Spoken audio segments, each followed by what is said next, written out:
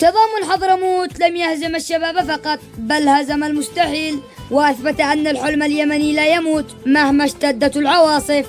منذ الدقائق الأولى سيطر التضامن على الكرة بثقة الكبار. كل تمريرة كانت كأنها نبض من قلب حضرموت، وكل انطلاقة على الأطراف تشعل المدرجات. وفي الدقيقة 12 جاءت اللحظة التي انتظرها الجميع. تمريرة ساحرة اخترقت دفاعات الشباب كخيط ضوء في عتمة الليل.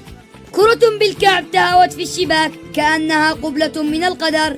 لأول اللقطات الكرة تلعب، الله،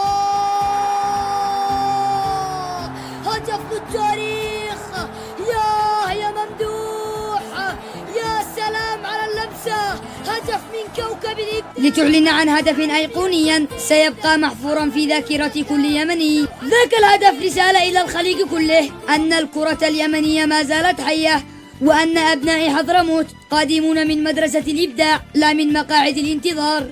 عاد الشباب السعودي محاولا الرد، لكن الدفاع الحضرمي كان جدارا من فولاذ. هؤلاء الفتيان القادمون من الجنوب من قلب حضرموت الطاهرة أشعلوا نيران الشغف في قلوب اليمنيين جميعا. لعبوا وكأنهم يحملوا تاريخ وطن على أكتافهم، قاتلوا وكأنهم يكتبون رسالة. هنا اليمن، وهنا التضامن، وهنا المجد حين يولد من العطاء.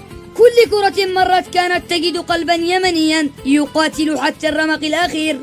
الحارس تألق والدفاع تماسك والجمهور يلهج بالدعاء والدموع.